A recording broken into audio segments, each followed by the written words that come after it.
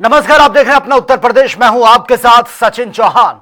उत्तर प्रदेश में योगी मंत्रिमंडल विस्तार के बाद अब बीजेपी का पूरा फोकस संगठनात्मक फेरबदल पर आ गया है। प्रदेश बीजेपी अध्यक्ष पंकज चौधरी की नई टीम को लेकर पार्टी के भीतर हलचल बढ़ गई है। जातीय संतुलन, कार्यकर्ता सक्रियता, माइक्रो सोशल इंजीनियरिंग, ये सभी फैक्टर निर्णायक भूमिका निभाते हैं और यही वजह है कि योगी मंत्रिमंडल विस्तार के तुरंत बाद संगठनात्मक बदलाव की कवायद तेज कर दी गई है, जिसे लेकर राजधानी लखनऊ में यूपी बीजेपी संगठन की 2 दिवसीय मैराथन ये मीटिंग हुई है। और बीजेपी ये संदेश देना चाहती है कि 2027 विधानसभा चुनाव के लिए अब इसे पूरी तरह से एक्टिव मोड में आ चुकी है और आने वाले दिनों में यह साफ हो जाएगा कि बीजेपी संगठन में नई पीढ़ी को कितना बड़ा मौका देती है और कितने पुराने चेहरों पर दोबारा से भरोसा जताती है। हालांकि बीजेपी प्रदेश अध्यक्ष पंकज चौधरी का कहना है कि जिलों में काम को लेकर समीक्षा मीटिंग की गई है।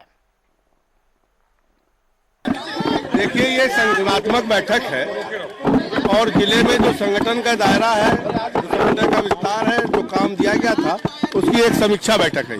निश्चित तौर से जो भी मैं नया अध्यक्ष गठित हुआ हूँ, अभी कार्य समिति हमारी गठित होनी है, बहुत जल्दी कार्य समिति गठित होकर आपको सूचना प्राप्त हो जाएगी।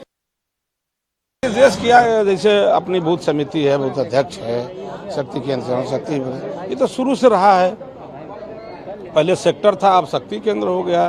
तो हम सब लोगों को मंडल का, जिला का, प्रदेश का, क्षेत्र का सबको मजबूती प्रदान करने की जरूरत है। चूँकि 2027 में चुनाव आ रहा है, चूँकि जैसे अन्य प्रदेशों में जो हमारे बॉर्डर का प्रदेश है, सीमा का प्रदेश है, बिहार है, पश्चिम बंगाल है, ये सब है, वहाँ जब प्रचंड बहुमत में जीत रहे हैं हम लोग, तो यहाँ भी 2 बार से हमारी सरकार है माननीय आदित्य योगीनाथ जी के नेतृत्व में, तो यहाँ भी प्रचंड बहुमत में 2/3 बहुमत से जीतेंगे। तभी जब कार्यकर्ता खड़ा रहेंगे, कार्यकर्ता मेहनत से काम करेंगे, संगठन को आगे मजबूत करेंगे, तभी तो जीतेंगे। निर्देश किया जैसे अपनी बूथ समिति। बीजेपी कार्यालय में आज संगठन की बड़ी बैठक चल रही है और सबसे बड़ी बात है कि बीजेपी कार्यालय में जो बैठक चल रही है उसको आज जो प्रदेश अध्यक्ष हैं पंकज चौधरी और साथ ही साथ संगठन मंत्री यहाँ पे मौजूद हैं। और सबसे बड़ी बात है कि संगठन को मजबूत करने के लिए संगठन की बड़ी बैठक आज बीजेपी कार्यालय में चल रही है। और उसके अलावा अगर देखा जाए तो बूथ लेवल की मीटिंग और साथ ही साथ अगर देखा जाए तो ब्लॉक लेवल की जो संगठन के पदाधिकारी हैं, सभी पदाधिकारी आज बीजेपी कार्यालय में मौजूद हैं। और सबसे बड़ी बात है कि संगठन को जो पहला लक्ष्य है बीजेपी के संगठन की बैठक की जो है वो पहला लक्ष्य है कि संगठन को मजबूत करना। और सबसे बड़ी बात है कि जिस तरीके से बंगाल चुनाव को फतेह किया है बीजेपी ने, बंगाल के गढ़ को जिस तरीके से भेदने का काम किया है, उसी तरीके से 2027 का जो उत्तर प्रदेश का विधानसभा का चुनाव है, विधानसभा के चुनाव को भी फतेह करने की तैयारी, फतेह करने की रणनीतियां जो है आज संगठन की बैठक में की जाएगी। और सबसे बड़ी बात है कि आज मूल मंत्र दिया जाएगा संगठन की बैठक में प्रदेश अध्यक्ष पंकज चौधरी के द्वारा। जाहिर सी बात है कि अब ये बैठक जो है आखिर किस तरीके से रणनीतियां बनती हैं, किस तरीके से 2027 को फतेह करने की तैयारी होती है, अब तो आने वाला वक्त बताएगा। वीडियो जर्नलिस्ट हमजा के साथ राजेश यादव, जनता टीवी, लखनऊ।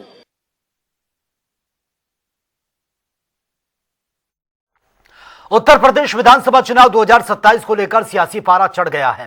तैयारियों के साथ ही वार पलटवार का दौर भी चल रहा है और इस बीच संगम नगरी पहुंचे सपा सुप्रीमो अखिलेश यादव ने बीजेपी पर तीखा हमला बोलते हुए बड़ा बयान दिया। अखिलेश यादव ने कहा कि हम चाहते हैं कि दोनों डिप्टी सीएम में से किसी एक का स्टूल छिन जाए और पूजा पाल को डिप्टी सीएम बना दिया जाए। आपको बता दें कि अखिलेश यादव रीता बहुगुणा जोशी के घर वो पहुंचे हुए थे और यहां पर उन्होंने उनके पति के निधन पर शोक संवेदना प्रकट की है, श्रद्धांजलि दी है। वहीं इसके बाद एमएलसी वासुदेव यादव के घर भी वो पहुंचे थे और यहां भी इन्होंने बीजेपी पर जमकर निशाना साधा। और मुख्यमंत्री जी से बहुत लगाव था।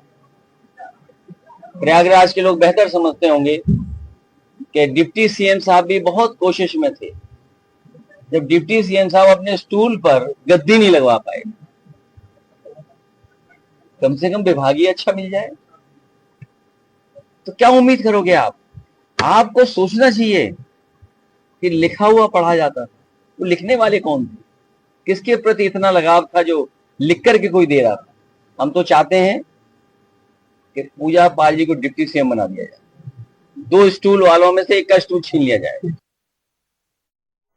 असम में बीजेपी ने लगातार तीसरी बार सत्ता में वापसी की है, तो वहीं हेमंता बिस्वा शर्मा ने लगातार दूसरी बार मुख्यमंत्री पद की शपथ ली है और नई सरकार के शपथ ग्रहण समारोह में उत्तर प्रदेश के दिग्गजों का जमावड़ा भी लगा था। हेमंता बिस्वा शर्मा के शपथ ग्रहण समारोह में मुख्यमंत्री योगी आदित्यनाथ, दोनों डिप्टी सीएम वो भी नजर आए हैं और साथ ही कैबिनेट मंत्री ओपी राजभर भी शामिल हुए। टीवी स्क्रीन पर इस वक्त हम आपको दो अलग अलग तस्वीरें दिखा रहे हैं। पहली तस्वीर, गुवाहाटी दौरे पर सीएम योगी ने हेमंता के शपथ ग्रहण समारोह में शिरकत की है और वहीं रक्षा मंत्री राजनाथ सिंह के साथ मां कामाख्या के दर्शन पूजन करते हुए भी नजर आए हैं। फर्रुखाबाद के राजेपुर थाना क्षेत्र के चाचूपुर गांव में युवक का शव नाले में मिलने से बवाल हो गया है। पुलिस पर पथराव की घटना के मामले में सपा का प्रतिनिधिमंडल गांव जाने के लिए निकला। हालांकि पार्टी कार्यालय पहुंचते ही पुलिस अधिकारियों ने उन्हें रोक लिया और पहले पुलिस अधीक्षक से मिलने के लिए कहा और वहीं सपा प्रतिनिधिमंडल को मंगलवार को चाचूपुर पहुंचकर मृतक के परिजनों से मुलाकात कर रिपोर्ट प्रदेश कार्यालय ये भेजनी थी। हालांकि इसी दौरान कार्यालय में काफी देर तक पुलिस अधिकारियों और सपा नेताओं के बीच चली बातचीत, जिसके बाद प्रतिनिधिमंडल चाचूपुर गांव के लिए रवाना हुआ। लोग आज पीड़ित परिवार के यहाँ जा रहे थे। हमारा 11 बजे का टाइम था। हमको प्रदेश और राष्ट्रीय नेतृत्व ने कहा था जाने के लिए, लेकिन जब यहाँ पर आए हैं तो पुलिस प्रशासन आए हुए हैं और हम लोगों को वहाँ जाने से रोका जा रहा है। ये न केवल एक लोकतांत्रिक व्यवस्था का हनन है, बल्कि एक सामाजिक, जो हमारी सामाजिक में होता है कि अगर किसी के यहाँ कोई गमी होती है तो हम नॉर्मल रूप से जाते हैं, तो उसको भी तोड़ा जा रहा है। तो यहाँ पर इंसानियत और सामाजिकता, लोकतंत्र तीनों को यहाँ पे कुचला जा रहा है। और उधर नोएडा में जमीनों की बड़ी कीमत और किसानों के बढ़ते मुआवजे को लेकर एक बार फिर से बड़ा सवाल खड़ा हो गया है। दरअसल जेवर विधायक धीरेन्द्र सिंह ने किसानों को मिलने वाले मुआवजे और सर्किल रेट, साथ ही पुनर्वास लाभ में वृद्धि नहीं होने पर चिंता ये व्यक्त की है और साथ ही संबंधित प्राधिकरणों और प्रशासन से किसानों के हित में तत्काल निर्णय लेने की मांग भी की है।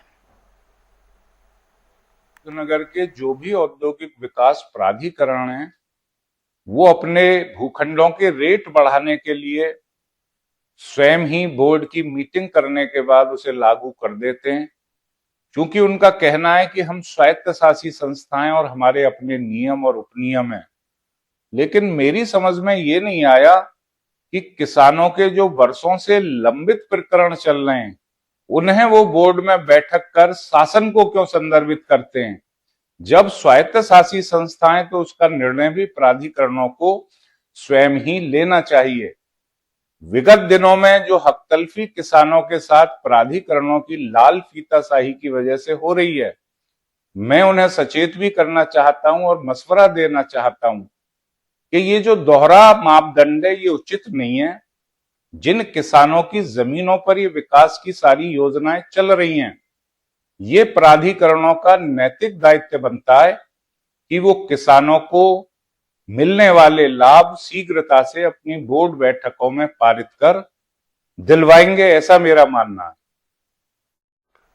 और फतेहपुर पुलिस को बड़ी सफलता हाथ लगी है। दरअसल पुलिस ने CEIR पोर्टल की सहायता से करीब 20 लाख रुपए कीमत के 132 खोए हुए मोबाइल फोन ये बरामद किए हैं, जो अलग अलग जिलों से ये लाए गए थे। और वही मोबाइल वापस मिलने पर लोगों के चेहरे पर खुशी भी साफ तौर पर देखने को मिली है। लोगों ने पुलिस का धन्यवाद करते हुए जमकर तारीफ भी की है।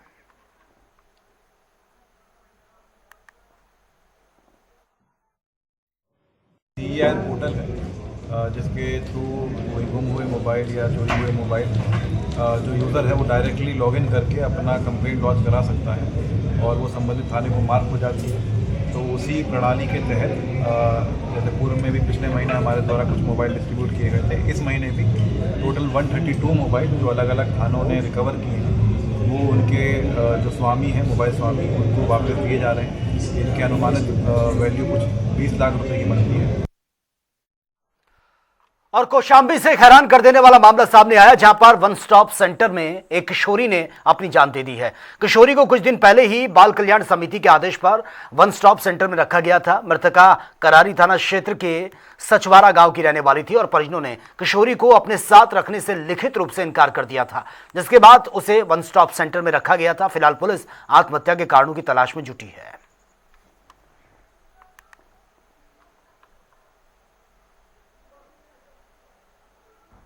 हमारे यहाँ ये 137-87 में जो है हमारे यहाँ करारी पुलिस द्वारा प्रस्तुत की गई और उसकी विधिक कार्रवाई प्रचलित थी और बीच में जो है उसके पिता को बुलाया गया और वो घर जाने की इच्छा जाहिर कर रही थी, लेकिन पिता ने ले जाने से मना कर दिया।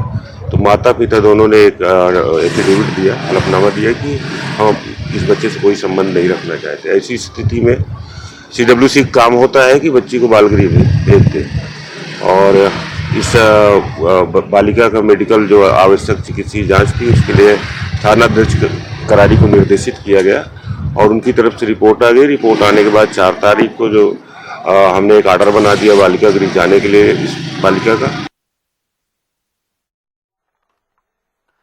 बांदा से हैरान कर देने वाली खबर सामने आई है, जहां पर आम जनता की सुरक्षा के लिए तैनात दरोगा पर रिश्वत लेने के आरोप हैं, जिसे लेकर पीड़ित परिवार ने पुलिस अधीक्षक से न्याय की गुहार लगाई है। दरअसल पीड़ित परिवार का यह आरोप है कि मारपीट के मामले में छेड़छाड़ और जान से मारने की धाराओं में चार्जशीट लगाई गई है। वहीं धाराओं को कम करने के नाम पर दरोगा ने 20,000 की रिश्वत की मांग की है, जिसके लिए पत्नी ने अपने कंगन तक बेच डाले हैं। और ऐसे में बांदा पुलिस की कार्यशैली पर भी अब सवाल खड़े हो रहे हैं।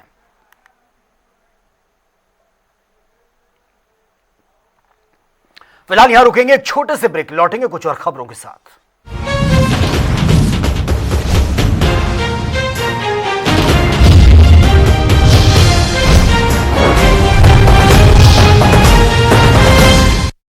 केमिकल्स हटाइए, नीम, हल्दी, चंदन, एलोवेरा, मंजिष्ट, पाम व कोकोनट ऑयल आदि से निर्मित पतंजलि बाथ सोप अपनाइए। कुदरती स्वच्छता व सौंदर्य पाइए।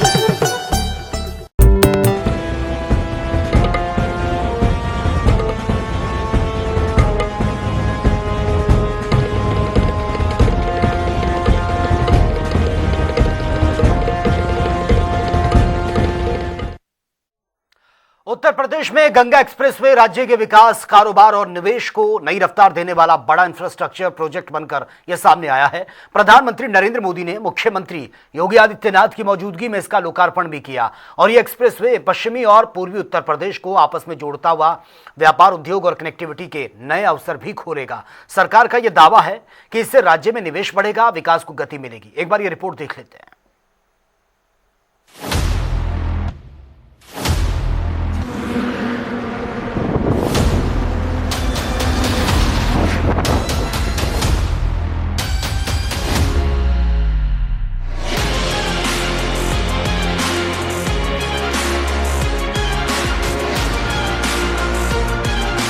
उत्तर प्रदेश में आधुनिक इंफ्रास्ट्रक्चर के जरिए कारोबार और उद्योग को नई गति मिल रही है। इसी सोच के साथ तैयार गंगा एक्सप्रेसवे बदलाव की बड़ी तस्वीर बनकर सामने आया है। प्रधानमंत्री नरेंद्र मोदी ने मुख्यमंत्री योगी आदित्यनाथ की मौजूदगी में इसका लोकार्पण किया।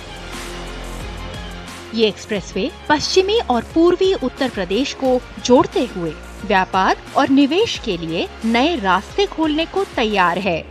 मुझे खुशी है कि यूपी सरकार ने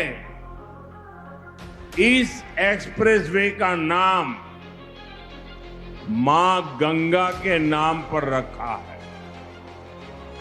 इसमें विकास का हमारा विजन भी झलकता है और हमारी विरासत के भी दर्शन होते हैं। मैं यूपी के करोड़ों लोगों को गंगा एक्सप्रेसवे की बधाई देता हूं। करीब 37,000 करोड़ रुपए की लागत से बना गंगा एक्सप्रेसवे उत्तर प्रदेश की अर्थव्यवस्था के लिए गेम चेंजर माना जा रहा है। 6 लेन वाला ये एक्सप्रेसवे 8 लेन तक विस्तृत किया जा सकता है। 120 किलोमीटर प्रति घंटे की रफ्तार के साथ राज्य के 12 जिलों जैसे मेरठ, हापुड़, बुलंदशहर, अमरोहा, संभल, बदायूं, शाहजहांपुर, हरदोई, उन्नाव, रायबरेली, प्रतापगढ़ और प्रयागराज के साथ सीधी कनेक्टिविटी को आसान बनाएगा। इससे उद्योग, कृषि और लॉजिस्टिक सेक्टर को नई ऊर्जा मिलेगी।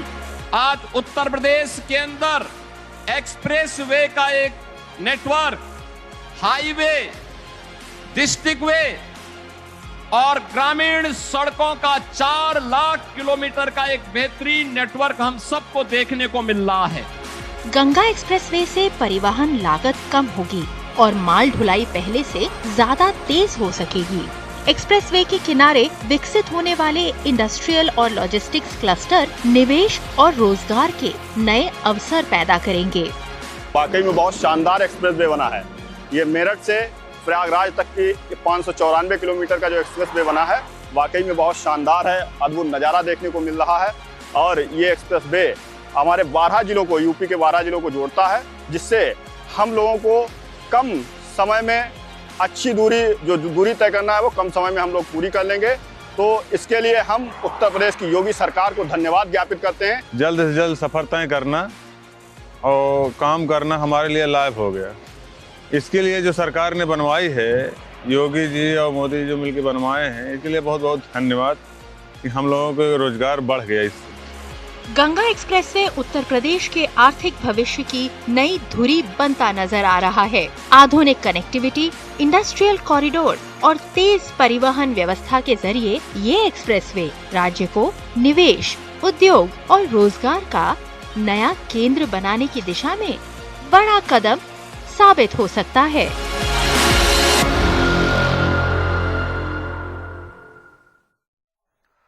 तो चलिए बात होगी तमाम खबरों की ताबड़तोड़ अंदाज में। कानपुर के जीवन ज्योति हॉस्पिटल में मरीज की मौत के बाद बवाल, पुलिस टीम पर भी हमला, कई पुलिसकर्मी घायल, दरोगा की फटी है वर्दी, मौके पर पहुंचा है भारी पुलिस बल और देवरिया के बैतालपुर रोड पर अर्टिगा और ऑटो में जबरदस्त टक्कर हुई, 8 लोग घायल, मौके पर अफरा तफरी, सभी घायलों को भेजा गया मेडिकल कॉलेज, जांच और कार्रवाई में जुटी है पुलिस। कानपुर में ऑपरेशन व्हाइट पाउडर के तहत कल्याणपुर पुलिस की बड़ी कार्रवाई, 20 किलो 500 ग्राम गांजे के साथ 2 तस्कर गिरफ्तार, कई गंभीर मुकदमे वाले आरोपी एनडीपीएस एक्ट में भेजे गए थे। फर्रुखाबाद के पांचाल घाट पर गंगा स्नान के दौरान फिरोजाबाद के 21 वर्षीय युवक की डूबने से मौत, गोताखोरों ने निकाला बाहर, अस्पताल में डॉक्टरों ने मृत घोषित किया। फर्रुखाबाद के निवासी 30 साल के सिपाही की बेहोश हालत में उसको पाया गया, जिला अस्पताल एडमिट किया गया, डॉक्टर ने मृत घोषित कर दिया, पुलिस ने पोस्टमार्टम के लिए शव भेजा। गोरखपुर में चाय की दुकान पर सिलेंडर फटने से भीषण आग, कई दुकानें जलकर राख, इलाके में अफरा तफरी, फायर ब्रिगेड ने कड़ी मशक्कत के बाद आग पर काबू पाया। कन्नौज के छिबरामऊ सीएचसी में रेबीज के इंजेक्शन के नाम पर वसूली का आरोप, मरीजों ने मुफ्त सरकारी दवा न देकर बाहर की महंगी दवाएं लिखने का आरोप लगा दिया। कन्नौज में 25,000 के इनामी बदमाश धर्मा से पुलिस की मुठभेड़, हाफ एनकाउंटर में घायल, हत्या अपहरण समेत 10 मुकदमों वाला आरोपी 4 साल से था फरार, तिरवा मेडिकल कॉलेज में भर्ती। कानपुर में अनियंत्रित होकर गहरे नाले में पलट गया ट्रक, ड्राइवर की नींद आने पर यह हादसा हुआ, ड्राइवर ने कूदकर बचाई अपनी जान। कौशाम्बी में सखी वन स्टॉप सेंटर में 17 साल की किशोरी ने फांसी लगाकर सुसाइड कर लिया, सीडब्ल्यूसी आदेश पर रखी गई थी किशोरी, जांच में जुटी है पुलिस और सीडब्ल्यूसी की टीम। ग्रेटर नोएडा की सोसाइटी में रास्ते के विवाद पर दबंगों की दबंगई, युवक बेटी पत्नी को लाठी डंडों से पीटा, घटना का सीसीटीवी फुटेज सामने आया, पुलिस ने हिरासत में लिए हैं दोनों पक्षों के लोग। कानपुर के उर्सला अस्पताल परिसर से दिन दहाड़े युवक की बाइक चोरी, सीसीटीवी में कैद हुई है पूरी घटना, पीड़ित ने की है उर्सला चौकी में शिकायत देकर कार्रवाई की मांग।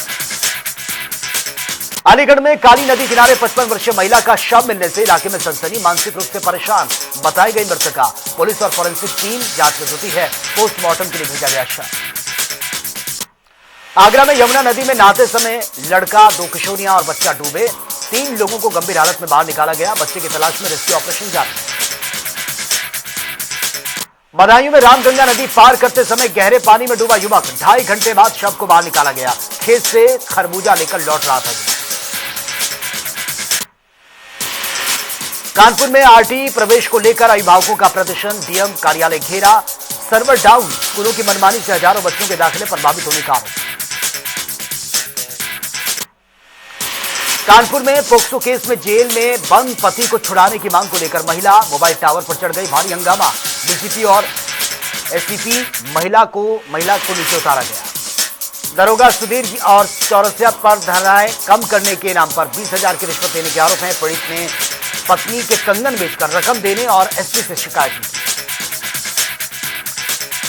बांदा के चलती रोड पर चलती महिंद्रा एक्सयूवी आग के गोले में तब्दील हो गई है, चालक से कूदकर अपनी जान बचाई, कार जलकर राख।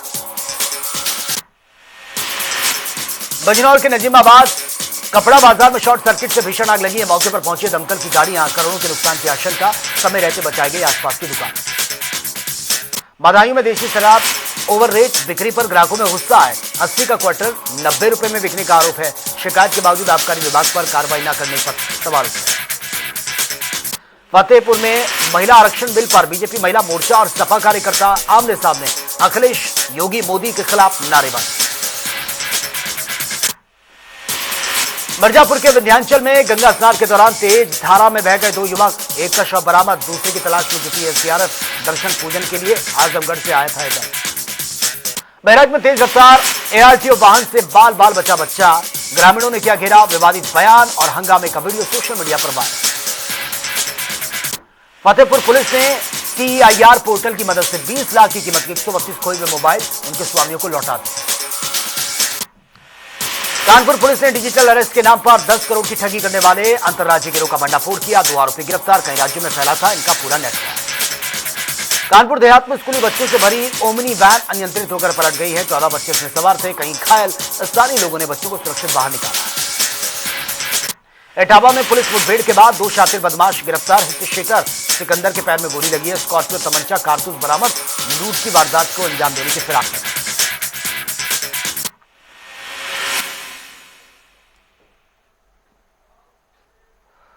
तो फिलहाल इस बुलेटिन में मेरे साथ इतना ही, लेकिन तमाम खबरों के लिए आप बने रहिए जनता टीवी के साथ। नमस्कार।